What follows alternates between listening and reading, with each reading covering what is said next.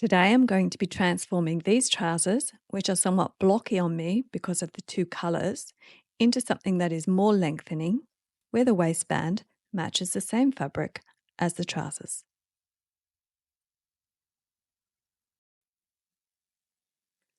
With a natural jersey fibre, the waistband can really stretch out.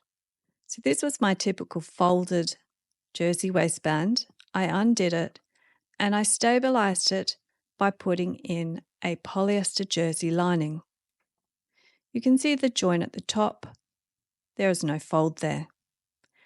So when we cut our waistband, we no longer have a fold. We need to give allowance for that seam. So using our ruler to give us allowance, we cut that. And of course, we give allowance at our vertical seam. And again, at the join to the garment. You will notice I've given an inch of contingency at the fold line.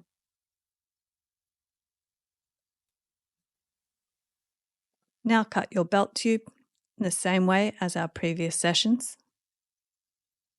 I'm making this the same length as my waistband.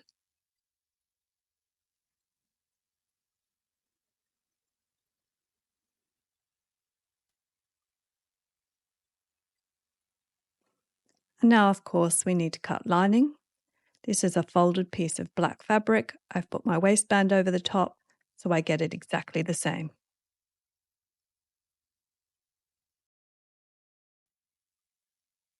When I unpicked everything, my elastic was bright pink, and I'd added salvaged ends of black so that I had that seamless black.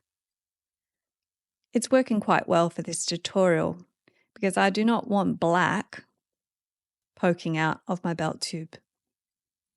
And that length of that black elastic, it's about 7 or 8 centimeters, is actually how much we're going to cut in our same fabric so that we have covers.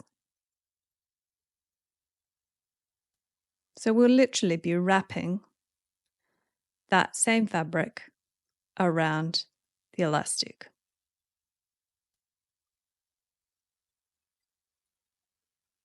And then once we have it in the buckle, it will be the same color as everything else.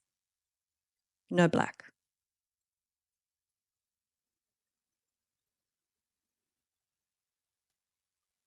To do this, you just need to check that the fabric is in the right direction for stretching. Measure up and cut a folded piece of fabric. And cut your second cover.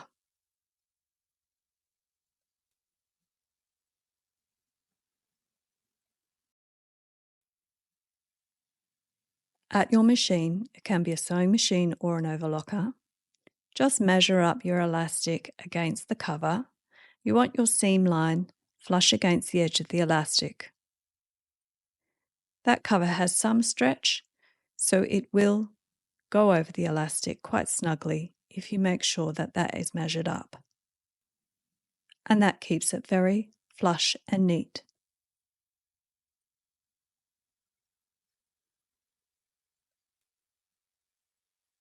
Let's just poke that through and test that we can get our elastic inside. Yes, no problems there. It's now time to do the second cover. Do it exactly the same. Now use your safety pin to thread through your elastic into the cover.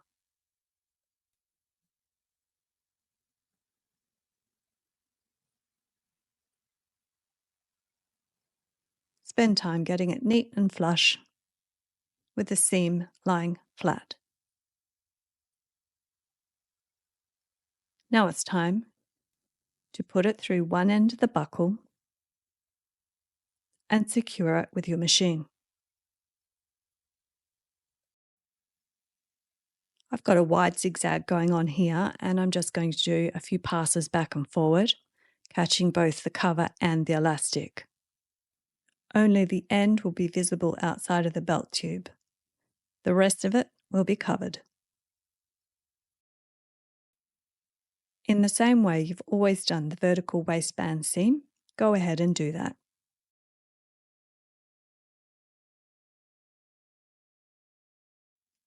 Now measure up your waistband on top of the lining because you want to make that exact when you sew. I marked where I want the seam in chalk and I go ahead and sew that.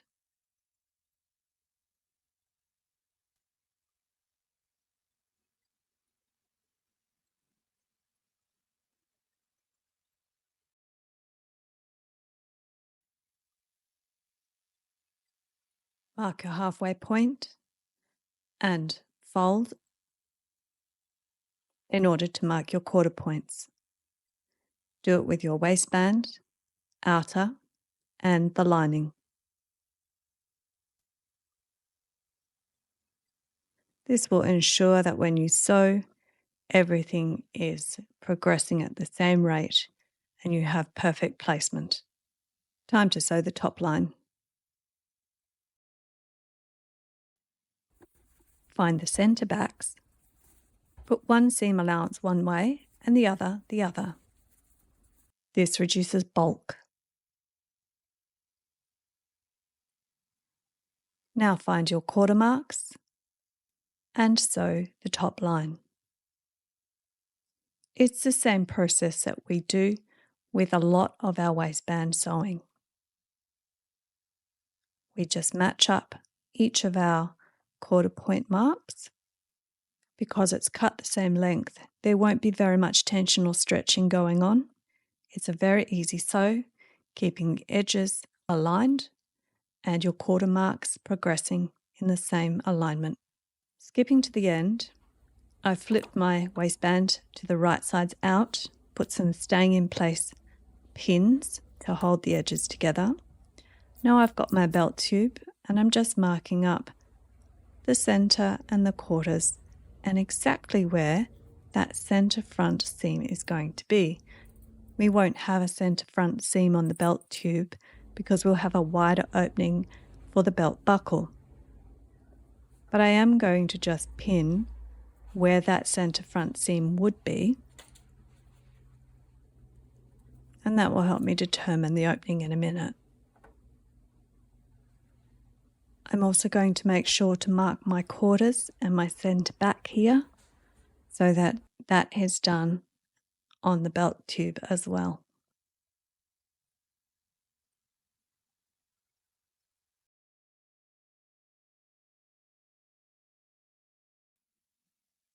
I've oriented this so that the center front is in the middle and facing us right now. Now I'm going to flip open the ends to make sure that I've got an opening sufficient for the size of belt buckle I've chosen. I have got my center front pin on the waistband to help me keep that center front and keep the openings the same size, and then I mark with chalk. I'm now going to sew the folded back opening along the edge. This will be covered up when we put it all together, but it is important to do this so that things don't go awry. I've just used a straight stitch. Now, of course, we have to do the other side. I'm just truing that up to make sure my opening is exactly the same size. Straight stitching along the folded back opening.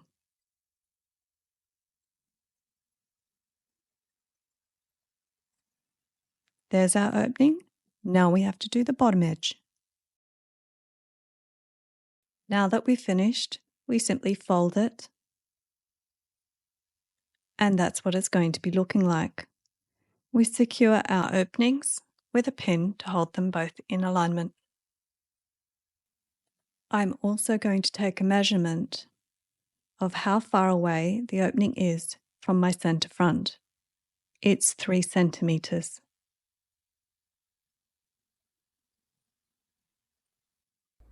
And I double check that there's sufficient room for my belt buckle.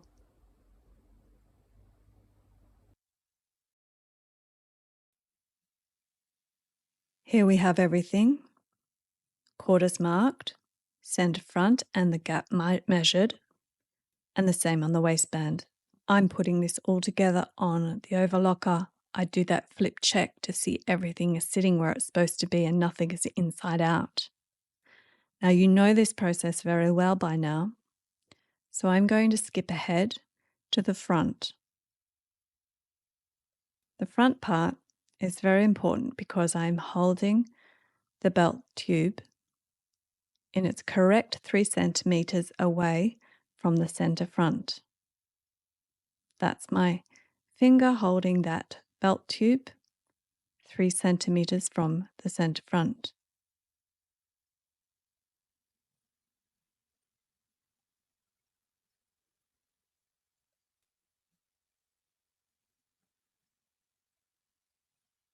Again, ensuring it's 3 centimeters from the center front. That's one side done. Now we have to make sure that the next opening is also 3 centimeters from the center front. There's the edge. That opening is correctly 3 centimeters away. Holding it with my finger, and then of course fiddling out the tension of the rest and the alignment of the edges and any curls, always holding with that finger to make sure the belt tube is 3 centimeters from the center front. Make sure all of your edges are going to be caught.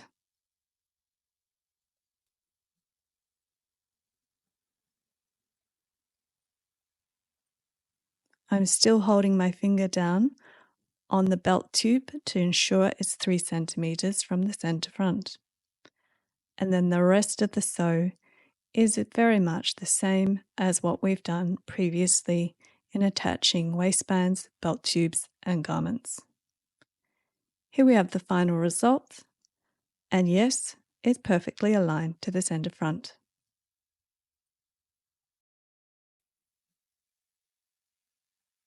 All right, inserting the belt now. This is why we haven't attached that other end to the belt buckle.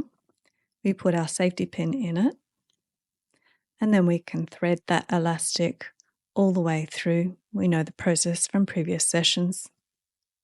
Make sure there are no twists, and the belt buckle is ready to be attached on the other side. I've gone ahead and sewn that on my sewing machine, the same as the other side. Everything is lying flat all the way around. Those bits are now going to be tucked into the belt tube. As always, on-body adjustments for anything elastic are best. The elastic belt will stretch and get the end covers of that elastic into the tube so that they are not visible. And there we have it. We're pretty much finished. Super comfy waistband trousers in a viscose ponte, winter weight, with a belt buckle and a belt tube.